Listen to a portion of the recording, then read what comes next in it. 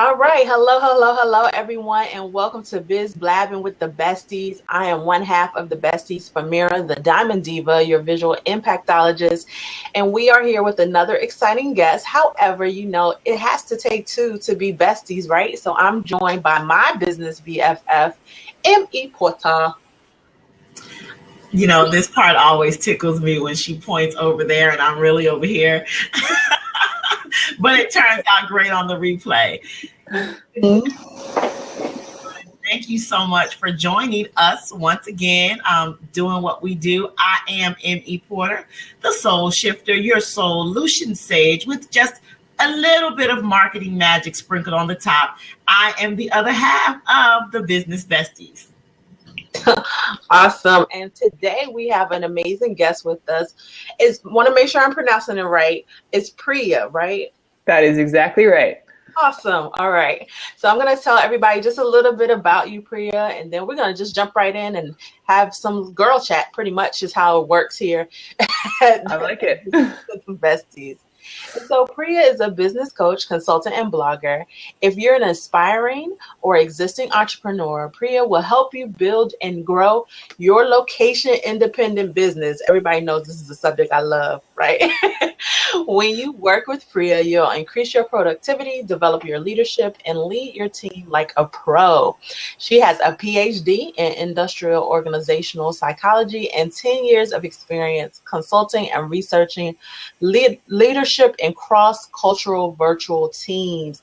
She draws from research in IO psychology to remove blocks, get you motivated to take action, increase productivity without complex charts and graphs, get you out of overwhelm, and enhance fulfillment and motivation in teams. Awesome. So we have some people here that know what they're talking about. That's what I love about this show. So welcome to the show. Yes, I love it. I'm like a psychology buff. That's kind of like the thing that I do just in my downtime. Yeah, it's a good route to go. I mean, that was my story too. It was fun. Yeah, you can find me at Starbucks, like reading psychology today. So yeah, nerd side. So I love it. I'm really excited. I have to admit that in the process of coming up with our guest list, my bestie over here and I are kind of like total opposites when it comes to the people that we follow and really, really pay attention to. I think that you have probably been my favorite person on her list that I did not already know about. Oh, well, that's good to hear. That you're with us today. And so we're going to go ahead and jump right in. And one of the things that we like to do in lieu of the introduction, the written introduction, we like to give our guests the opportunity for you to tell the world in your own words, who is Priya? So says you. Who are you? So, I mean, who am I? I am a regular kid. I was probably on the geeky side of life. I was the one.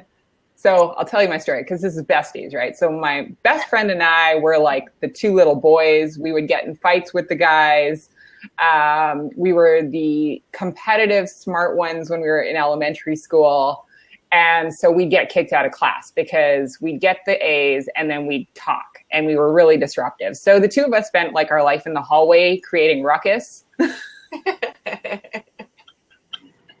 And, we got into computers and I still remember this one time where they had us doing math on computers and it was sort of us and the remedial kids. And don't ask how this happened, but you can get a sense of the type of person I am from this. We thought it would be funny to make the questions harder. And so somehow we hacked into the computers at like the age of 11 and made the questions harder for the kids who were struggling because that's the type of kids we were. So we were nerdy, but we were rats at the same time. Yeah. Too funny. So that's a sense of who I am. Yeah, that kind of captures it, but I've tamed that side now. So the nerdy side comes out a little bit more. So cool. So I would like to ask you and talk to you a little bit about how you actually got started doing what you do today. You know, so as far as, you know, you have your PhD, how do you make that transition kind of from corporate to now, you know, virtual freedom consulting and coaching? You know, how did that happen? So in some ways, I'm my ideal client because I've been looking at psychology and Freud since I was 10, 11 years old. And I played volleyball and basketball. And we had two teams. One was a basketball team, one was a volleyball team. And the same group of girls on both teams. The volleyball team was led by the school counselor. The basketball team was led by, you know, one of the top winningest coaches in the province. And he was total jerk, right? So same group of girls on the basketball team. We were the tops in the province, won everything, hated each other. Volleyball team, we got along really well. School counselor didn't do so well. So there became my search for like, what's this thing about leadership? How do you take exactly the same group of people and make them top performers and jerks versus how do you make them really get along? And how do you actually get both? How do you get people to get along and win? So that was the real question, right? I was like, we've got one on either side. So that was sort of what triggered it all. And I went through, you know, psychology, and it led me to IO psychology. And then I became my best client because I went through this sort of route where I was working a number of different kinds of things. I entered the workforce in 2007. So like when I really started working, boom, everything crashed, no opportunities, nothing. So I had to put my little plan together, and I started doing contract work in different places and more or less became a consultant on my own. Through HR roles, doing things like that. And then I got my full-time job as a consultant. And I knew in my gut I always wanted to start my own business. It was like always there. And so it was sort of like I knew there was something more, and I never took that move until there really wasn't an option. So it came to this place. Of work I wanted to do. I specialize in virtual teams. So I was going to design all the content for the company. And then once I did that, they would own my IP. Oh, okay. So I wouldn't have access to my own content. And it came to this place where I had to leave. There just really wasn't an option. So virtual freedom is this thing where, you know, there's another level, another side. And it's you can almost touch it, but we don't take those actions because we're playing secure. So that's the one side of it. And then the other side of it is this concept of virtual online, where once you get virtual, you can actually be anywhere in the world. You're not limited by location. You're not limited. As long as you have a computer, you can do this, right? Unless you're in manufacturing, but there's also remote manufacturing. So as long as you have a computer, you can build a virtual team, you can build a virtual business, and you can do work from anywhere. So I'm that type of person who, I needed that push. I needed it to be really obvious. This is your time. You got to go. But what I see is so many people do what I did, and we've got to make that leap sooner. And, you know, you can build teams. You can find ways to work in your business and build that income to feel that sense of security for those who need it. Or for others, it's just taking the leap and going for it. And you can have that success. So that's my story. I was my client. Awesome. I'm about to refresh really quick because I hear you, Priya, but I don't see you anymore. So I think something happened on my end while I was trying to tweet out. So okay. If you'll ask the next one. Seeing your faces, I was like, what's going on? That is that's absolutely phenomenal. We have Stevie over in the chat room who says that she definitely hears parts of her story in your story. And I'm certain that what she means is that so many times we go through the educational process and then we find that the opportunities that we expected to be there at the end of the educational process are not there. And then we have that little nagging thing inside of us saying, this is what you're supposed to do. You're just going to have to do it like for yourself. So I know a lot of people who follow the Besties are entrepreneurs. And so you are calling on her entrepreneurial spirit this afternoon. Yeah, she says, yes, ma'am. You are tugging on her entrepreneurial spirit this afternoon.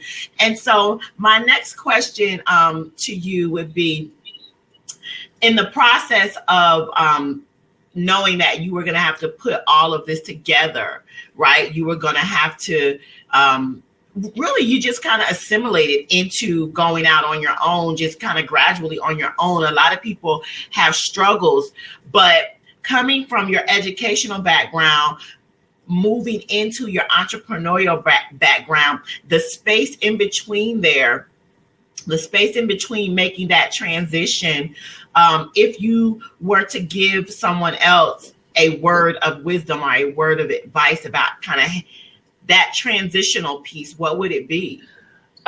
So I had a bit of a unique story in that I had to cut my ties. I had a non-compete agreement. So it was like, if you're going to start your side business, you got to quit. So, yes. Which was really scary. But knowing that, and I did do this, what I would do if you're in that particular situation is set up everything on the back end. So create a website on the back end if you need one. Start creating your products. Build out your launch. Don't go public with anything because you can't do that. But you can build everything out, keep it hidden, and then the day you quit, you hit launch. Yep. That's smart. That's smart. Yes, it is. Yes, it is. Yeah. So, if you're in that situation, you can do it. You can build out a whole business and not show it to anybody until the day, you launch your rocket ship. So simultaneously quit and then launch. Yeah. Right. I love That's so funny. I don't know what was going on over here. I was just having like crazy insaneness with my computer. So I was like, I'm hearing everything, but I'm not seeing anything. I don't know what's going on. It's the love of technology is great as long as it's working. So, but that speaks to what you were saying in regards to setting it up on the back end, is that I know for me, I have this problem sometimes. Like, you want to tell everybody, right? You want to just be like, I want to tell everybody my ideas and what I have going on. But it is, in business, not just in that situation, but in a lot of different situations, better to kind of be quiet and just kind of work in the background. But I know it's definitely something that's hard, especially for women, I think, to do, because we're just kind of normally more community. Yeah, talkative and more community driven. So it's like, we want to bring everyone, tell everyone, and that type of thing. So I just think that's interesting. But definitely, I too was one that was kind of unintentionally thrust into full-time entrepreneurship as well. Mine came from a situation of a layoff, and so I was building on the side, and then I kind of got kicked into the deep end. So I always tell people, not the way I recommend it if it doesn't happen like that, but it has been a good thing in a way too. So I think in this sort of environment, so I worked at a company that, collected a lot of global statistics on workplace trends. And one of the things that's really coming up, it's the knowledge economy, right? So physical products are not going to be as common. I mean, they're still going to exist, but, with 3D printing and things, it's going to be done in a different way. Mm-hmm. And that idea of job security that has been built into us, it's going to completely cease to exist. So whether somebody is working for themselves as a contractor, as an employee, we really have to all think of ourselves as our own business, as our own company. You cannot rely on somebody to take care of yourself. So if there's even that inkling, that heart to go out and start your own business, start building it. Like, you can't wait for somebody to hold your hand, teach you. You just got to go out there and do it, screw it up, and you'll figure it out along the way. Absolutely.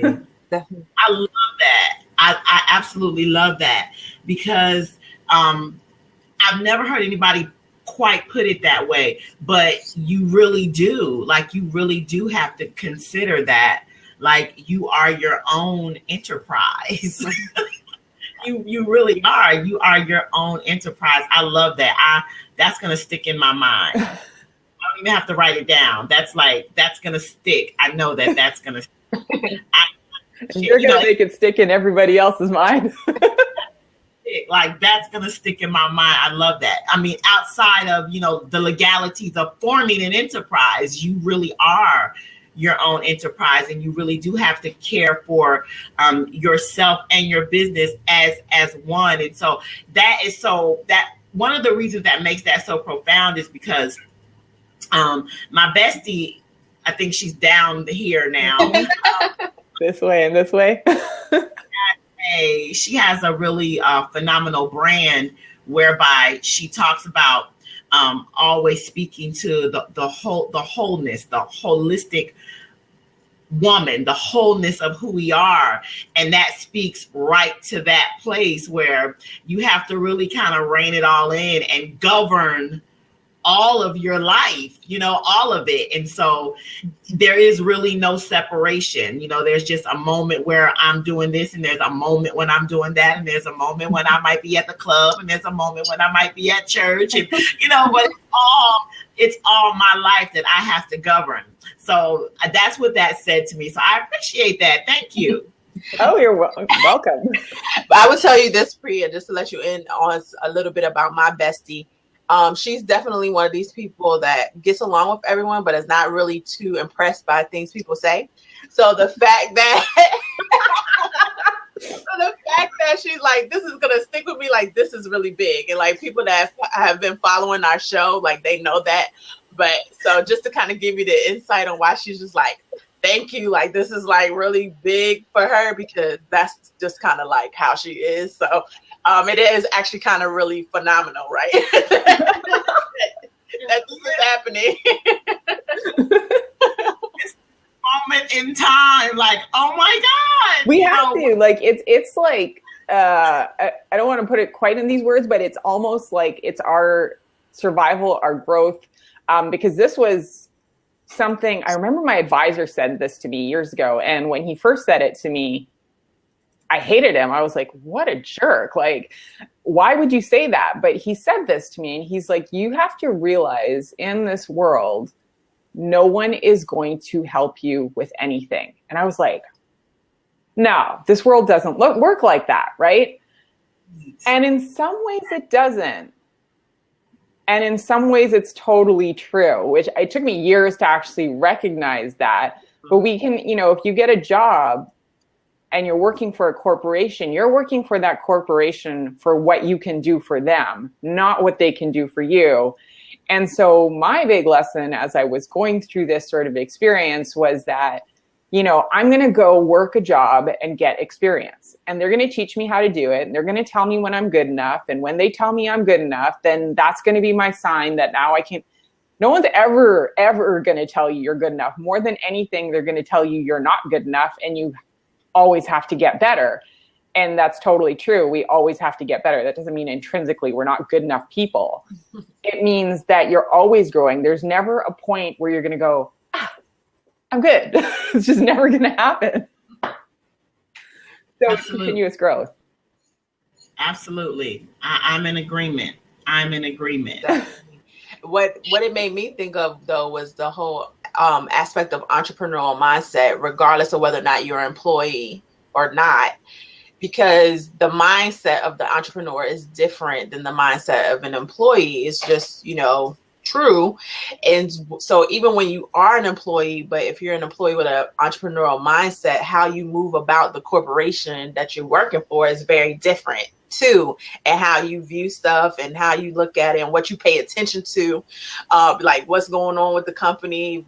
You start noticing things differently, because that's what happened to me. I knew that my layoff was coming before it ever actually happened, because I was already in an entrepreneurial mindset. So I began to see how things were happening in the business, as opposed to just showing up and doing my job and going home and kind of oblivious to, you know, what else was going on. So, so even in that sense, I think it is good that, you know, we're talking about this to really get people in that mindset, whether or not you necessarily ever decide you want to have a business of your own. I just think that, you know, studying the mind of an entrepreneur is good, because it really makes you look at things different, even in your employee status.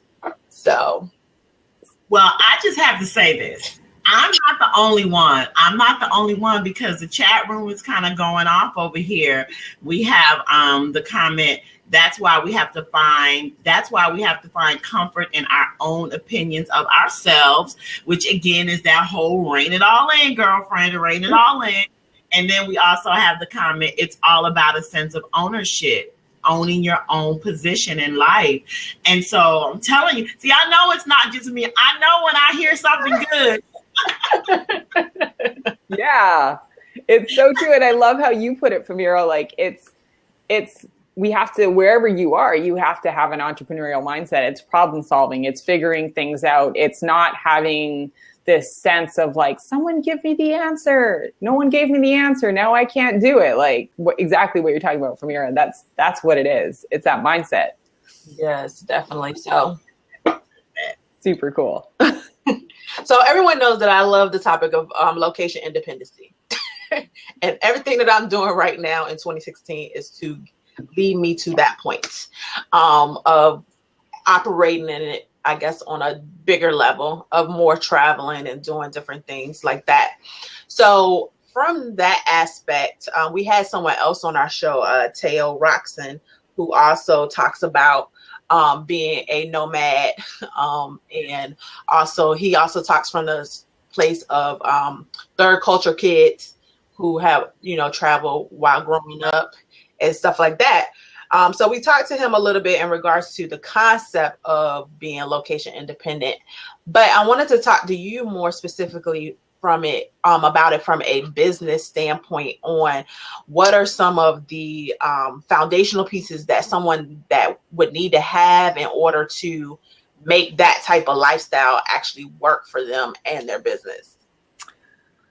So you need to have systems. So one is systems. So you want to be able to provide people an opportunity to find you, see your social media posts, your marketing through autoresponders,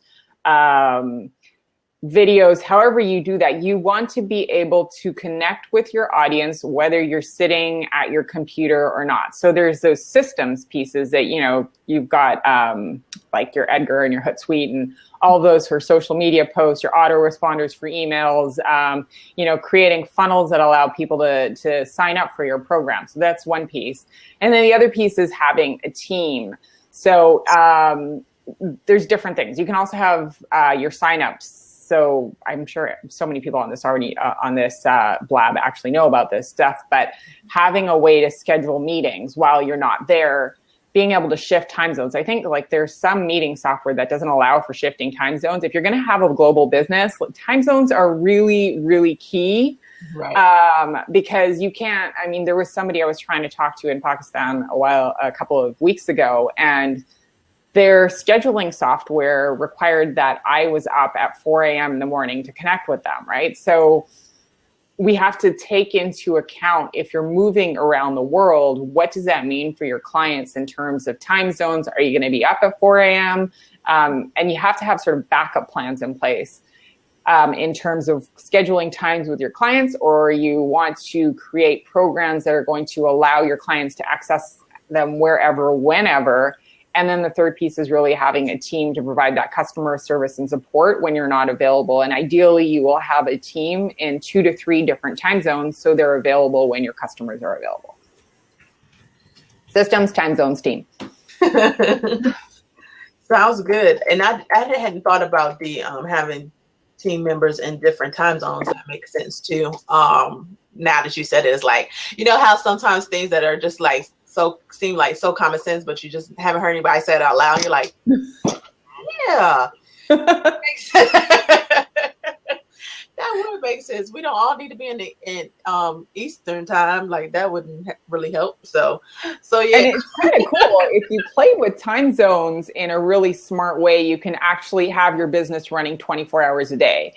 Meaning, if you create specific workflows, you know, you could create a certain thing, hand it off to a team member in another time zone, and you can work those time zones to your benefit and have your business running 24 hours around the clock. And large corporations, they really focus on doing that, because when you're a multi-million, billion-dollar enterprise, time is money, and it's a lot of money. So building out that 24-hour time clock, and it's not something you have to like, I just started my business last week and I'm going to build up a 24-hour system. It's something you work towards, but that can really help you accelerate pace as well.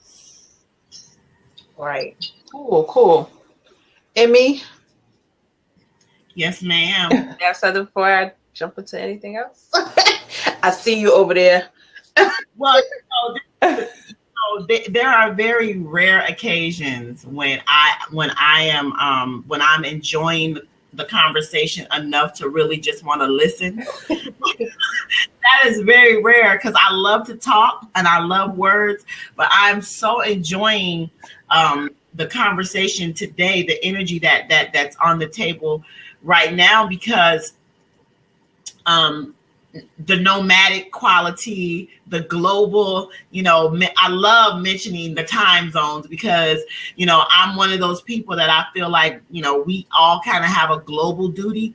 And so not enough people talk about, you know, going global and what that actually means for your business. You know, what does it actually mean? Everybody wants to be global. Everybody wants to, I want to be international, and I want to be, but something as simple as taking note that there are different time zones, you know, where some of us are going to be sleeping when some of us are actually, you know, working. And so I think I love that, that has come into play in the conversation, because it's a powerful thing to know that you can literally run a global business from like wherever you are in the world. You know, it doesn't matter what part of the world you're in. If you're in Canada, if you're in Zimbabwe, if you're in Japan, you know, we could all each be in a different part of the world right now. And yet we are on this powerful platform. And there are other people over here in the chat room who are gleaning from your experience and my experience and Famira's experience. And somebody's going to take something from this show today and they're going to go implement it into their business. And so just by being on the show, we've gone global. Just right here, we've gone global. You know, so I just think it's phenomenal. So I'm really, really enjoying this. And when I tell you that it is not often that I just really enjoy hearing other people talk. That's honesty. Like, that's my transparency for today. I'm often impressed with hearing other people talk. That's my bestie. Oh. So you can see how that level of truth and honesty that she has going on definitely keeps me straight and keeps me focused, because it's like, get to work, get stuff going. But yeah, it's really, I mean, it has been really a good conversation. And one of the people in the chat, Stevie Aisha Mills, out of the great state of North Carolina, she just commented and said, this is a powerful experience today, not just a show, but an experience. And I think that when you are able to have kind of like these candid type of conversations, this is the stuff that a lot of people don't talk about, right?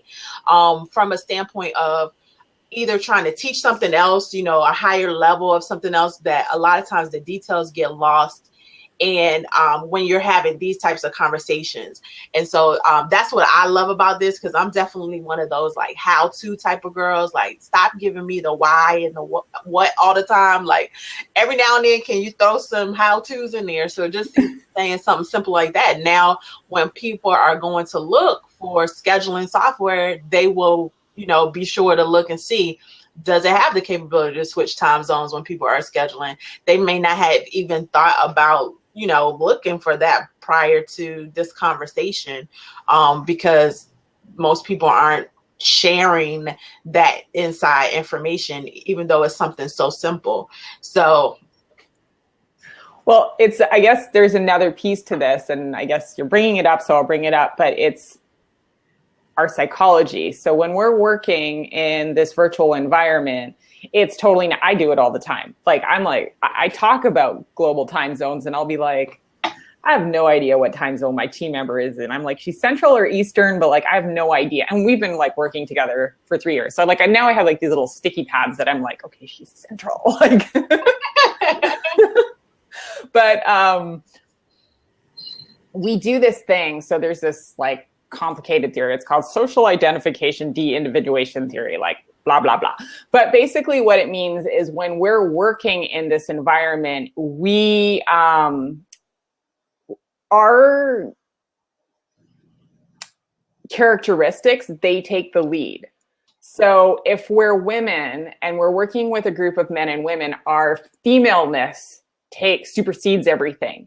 Our time zone is how we interpret the world. Our holidays is how we interpret the world. So they've done, they did this research with teams in, it was Canada, the US, and Mexico. And they, took students and they had them do a business project, and these types of things happen. So the Americans, there was some Canadian holidays, and the Canadians were sort of like, well, everyone knows it's holidays. So, because we're in Canada it's holidays, right? So they didn't really tell the American students. So the American students thought the Canadians were slackers. And with the Mexican students, it was a technology problem. But the Canadians and the Americans thought the Mexicans were slow. It wasn't the Mexican people who were slow, it was the technology. And so it's like we make these decisions, we have these perceptions and these stereotypes that we create, but they're based on where we are now, our culture, our subgroups, our technology. If my technology is running really well, I'm more likely to say Famira has a problem. Not that her computer's running slow, but it's Famira's running slow, right? Right. And so we have to be really aware of these stereotypes that we make, when it's called sort of like the fundamental attribution error. So it gets really, really powerful when we're in this sort of virtual environment and we're saying the person is the problem. It's not. You really have to be aware of our cultural surroundings and the stereotypes that we create and the environment that we're in and how that influences how we're interacting with others. That's true. And just even from the standpoint of thinking about how other people work, too, because what I find is like, I don't take any early morning meetings, right? Because my creativity happens in the middle of the night.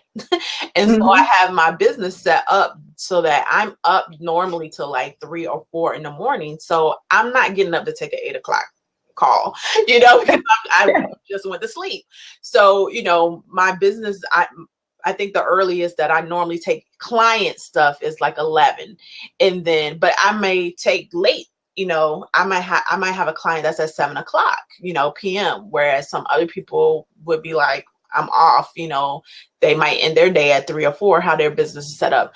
But, it is that whole thing. Cause I wake up and people are sending me messages in the morning, like, cause they make the assumption that because they are up at 8, doing something, why am I not responding right to their message? Like, I'm just checking to make sure, did you get it? Let me follow up. I'm like, I'm gonna get it when I get up. That's like me, emailing you at 3 o'clock in the morning saying, well, why are you not up? Cause I'm up working, Yeah. But it's like, but it's that type of thing that people don't take into account or really think about. So that is true, what you're saying, just on an overall level, not even just culturally, but just even how realizing that people set their businesses up different and how they want them to run and what type of lifestyle they want to have.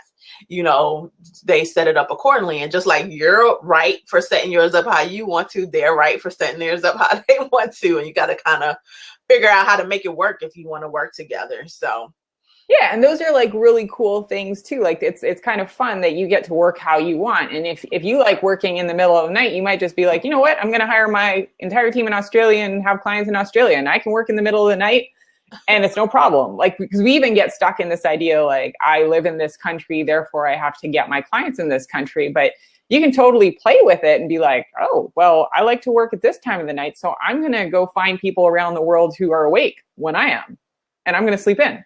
You can totally do it. Right. Exactly. That's true. I hadn't thought about it from that stance, but that is true. I might have to look into that. Like I said, like I am normally up. I think normally the earliest, if I'm in bed by 2 or like 1 or 2, like that's early for me. That's like for the average person saying that they went to bed at like 8, you know, so because I'm normally up, you know, all night. So I think that that's interesting conversation to have, and just something to be to create awareness around too, you know, because it's easy to feel as though you get frustrated because someone is not responding how you think they should respond to things, but it's not necessary that they don't want to. They may be asleep like me. It's like there's that individual thing. We all have our individual ways and different circadian rhythms. And then there's like a cultural thing too, is when we're working globally.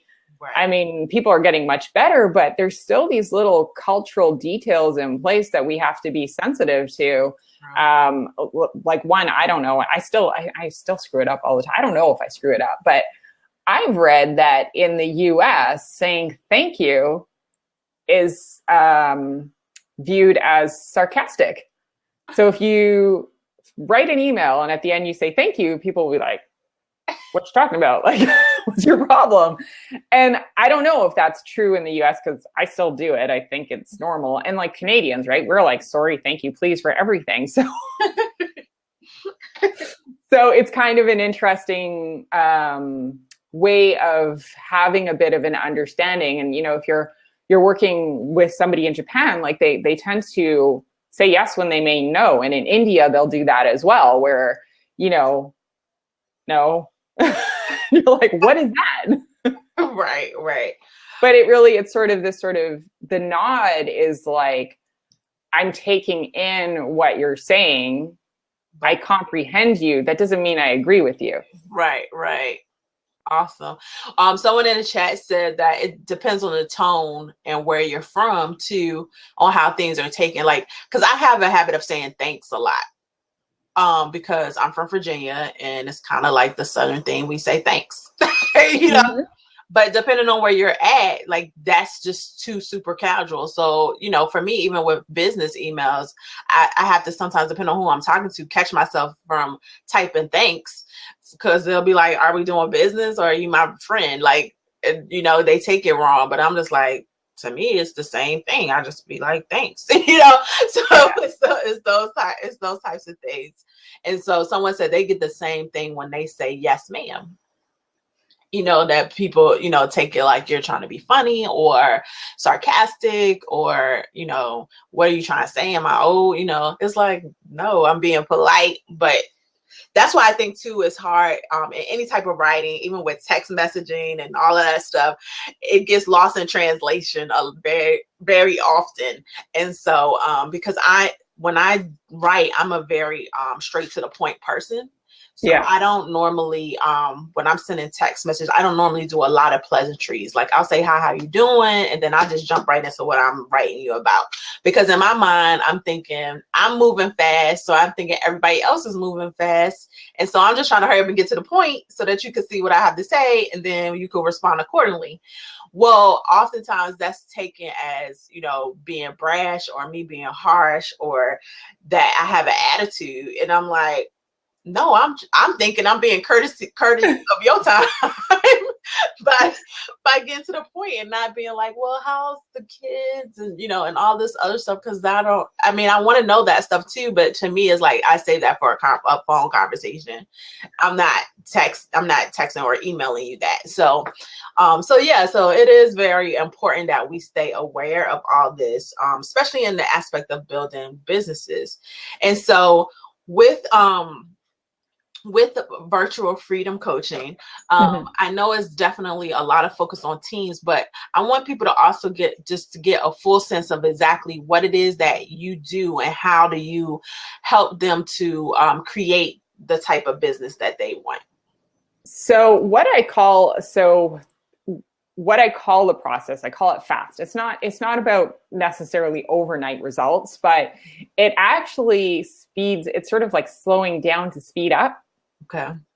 And so what I do is, in terms of marketing, systems, processes, time management, and personal management, it's sort of a 4-step process, which is focus, right? Really identifying, okay, what do we need to focus on right now to build, grow our business and take it to the next level? Then there is this piece of about awareness, which is becoming aware of really what is holding us back. What are we doing? So becoming aware of our thoughts and our experiences and our emotions and our fears and all these things that come up. So sometimes we kind of will go into something and it's sort of a brash thing, but let's just stop and think about it a little bit. Right. And then the third part is really self-mastery. So there can be a fear of, someone might say like, well, I don't want to create a video, right? But we don't have to go from 0 to 100. You can step up to creating a video, whether it's recording videos for yourself and just like, I'm going to record it and delete it. No one's ever going to see it. Okay. And then you might say, okay, I'm going to get on Periscope and not do a public Periscope, because the chances of somebody actually seeing it when it's not public and I haven't advertised it, like 1%, right? So, right. So, and you can do like step up little things. So recognizing those fears and really putting yourself out there. So there's that awareness and that self-mastery. So we've got an awareness of what's going on with ourselves. And now we start to take action based on that awareness. Mm-hmm. And the last is, how are we using our time? Are we being efficient? So one thing, I think a lot of people know this, but one thing I sort of tell people to do is, if you're not good at managing your time, set a timer for 50 minutes. And do it like a workout. You're like lifting weights, but when you're in that 50 minutes, you are working. You're working on a project. There's no Facebook.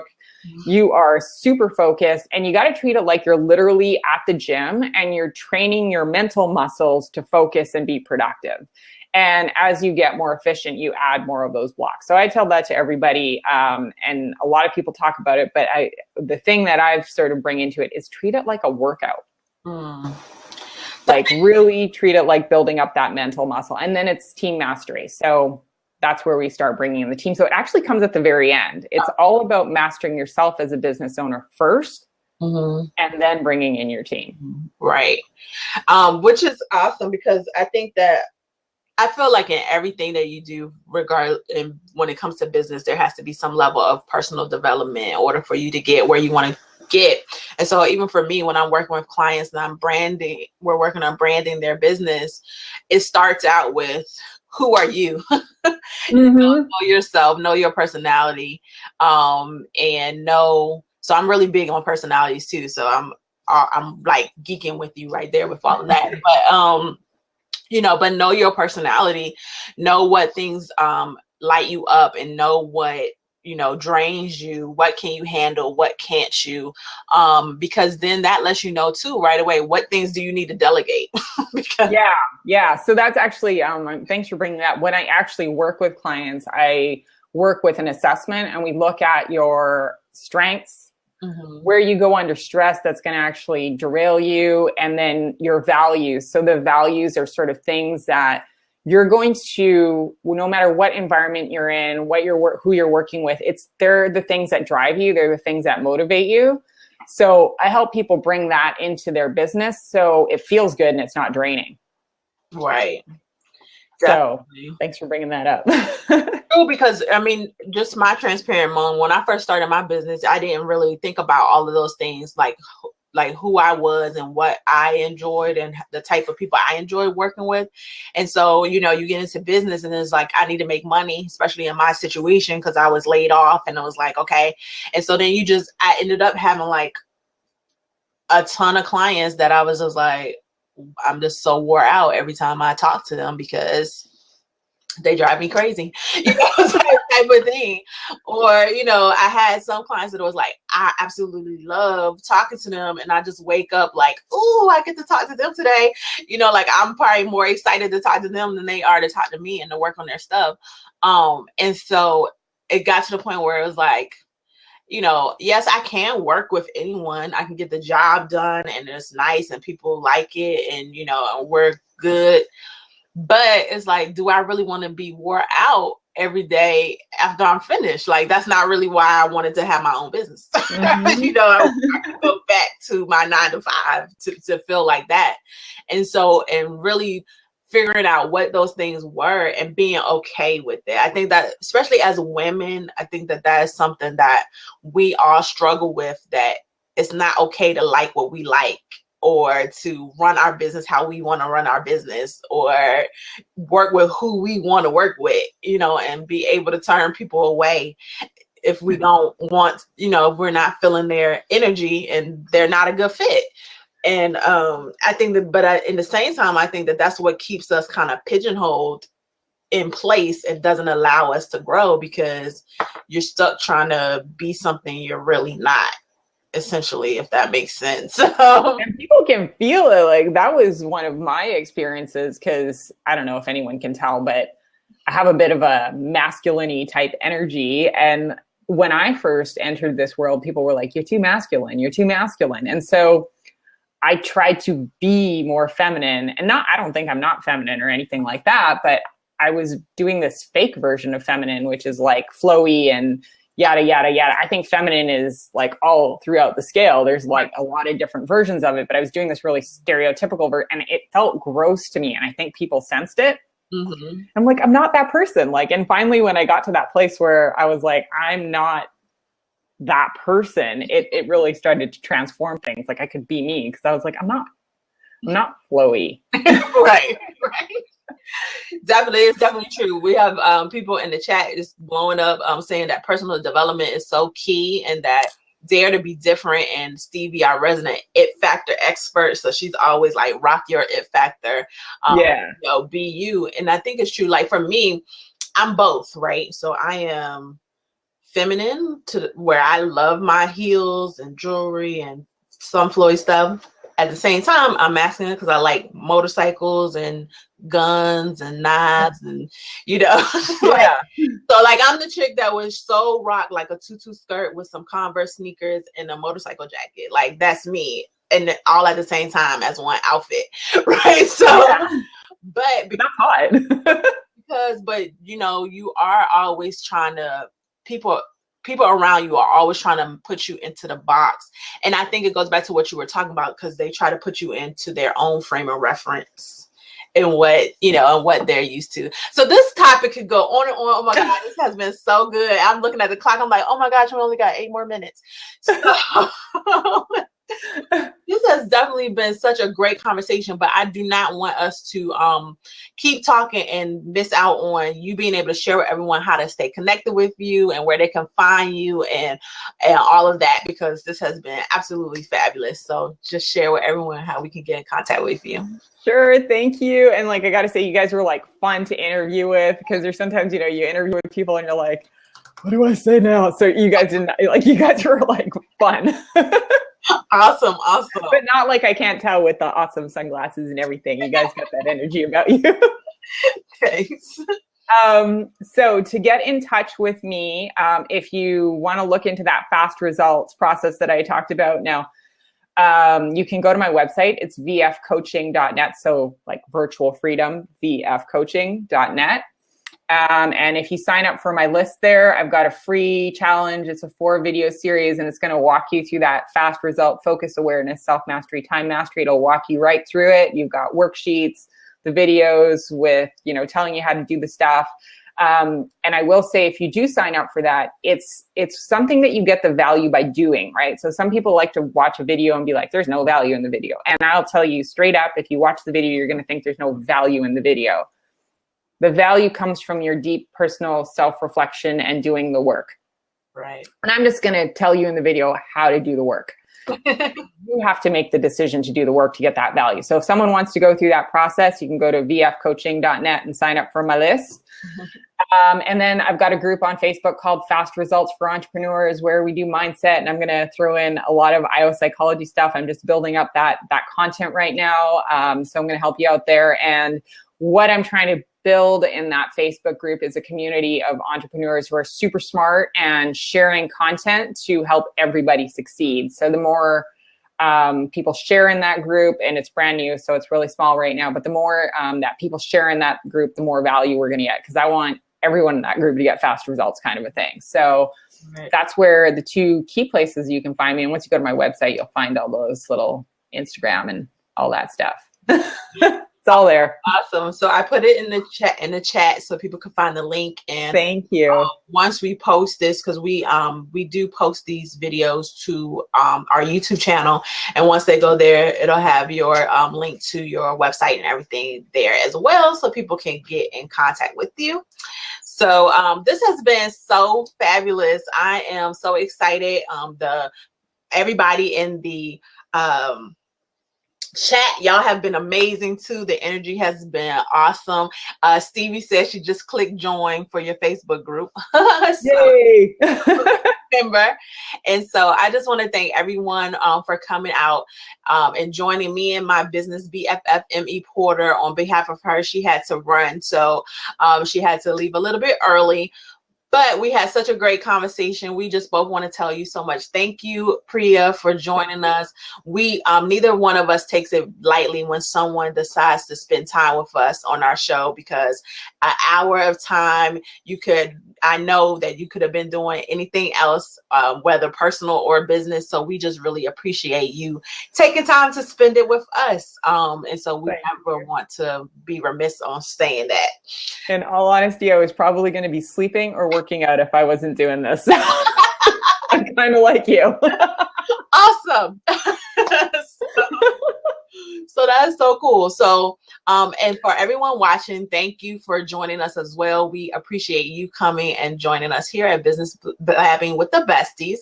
And we'll be back next week with another awesome guest. I'm telling y'all, the lineup that we have coming up for the next month and April is off the chain.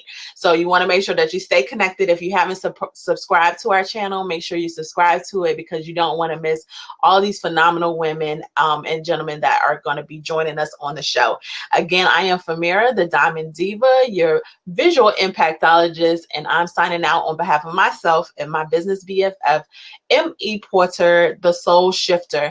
And you can find her at her online real estate, www.marylandeporter.com, and you can find me at mine at www.famira, F as in fabulous, AMIRA, green just like the color.com. And so until next week, we will see you later. See you in cyberspace. Thanks for putting it in the chat, Stevie.